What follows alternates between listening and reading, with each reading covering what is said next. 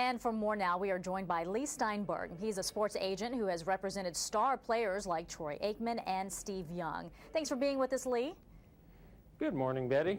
Well, I want to ask you about this extension. Is it basically time to work out yet another extension? It really is an artificial deadline in the sense that the league year beginning has no significance other than the expiration of the last year.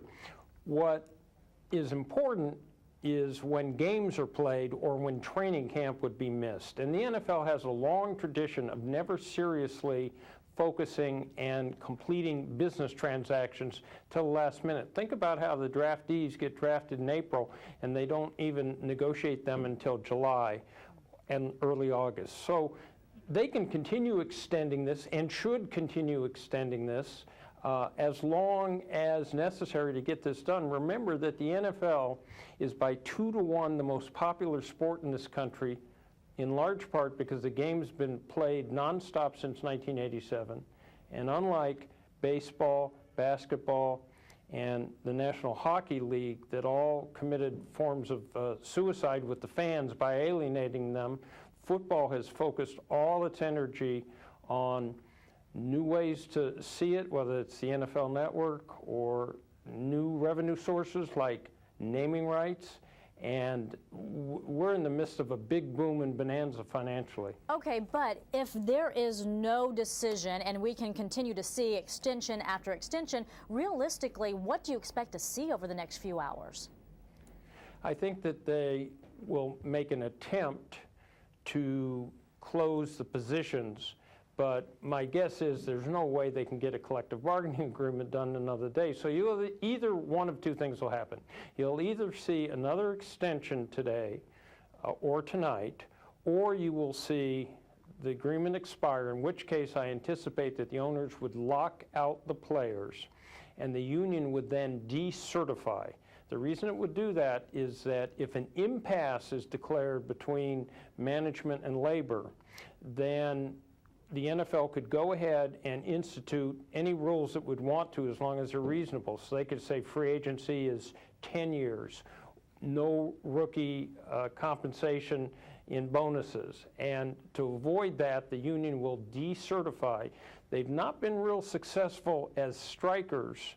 The 87 strike wasn't real successful, but they've been very successful in court, and they won another big verdict 2 days ago with Judge Doty, who told the owners that they couldn't just sit on next year's TV money while the lockout was going on and have all that largesse. Let's talk a little bit more about this talk of decertifying. So if that happens, is it so that they can sue the league for antitrust violations? So how would something like that work? So they decertified in 1987, and it means that there's no mandatory dues checkoff, no mandatory membership, and then there's no one to negotiate. So the labor law will say that management can't just go ahead and institute its own wages, terms, and conditions.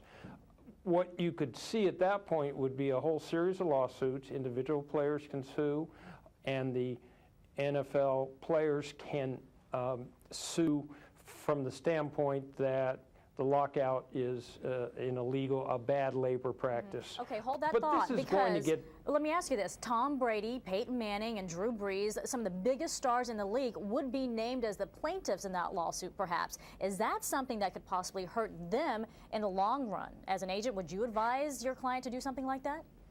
Well, Reggie White was the person that was the named plaintiff in Freeman McNeil in the last case. It didn't hurt them at all. But here's the point. We need to avoid all of this. Football has been the smart sport. It's by 2-to-1 the most popular sport in this country for a reason. And the reason is we don't, in football, rub all this in the face of fans. All the action tends to be on the field. When I started back in 1975, the two expansion teams that came into the league, which were Seattle and Tampa Bay, had a purchase price of $16.5 million. Now the average franchise is $1 billion. And guess what? A little network called CBS went ahead and jumped back into the TV business with the NFL. and it changed from being the 4th-rated network to a couple weeks ago where 13 of the 15 top shows were CBS shows. That shows the power of football. That's why the sides have got to get together and get this done. The issue of a long-term extending the season to 18 games is not even healthy from the standpoint of players. Why? You'll have too many injuries, you'll have backup players playing, and it won't be real attractive.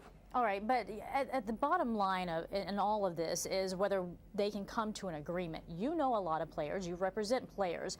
Are they financially prepared for a work stoppage if that is something that is to occur?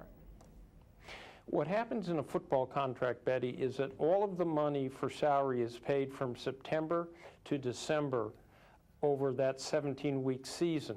So those payments aren't due to start anyway until September. Some players get signing bonus.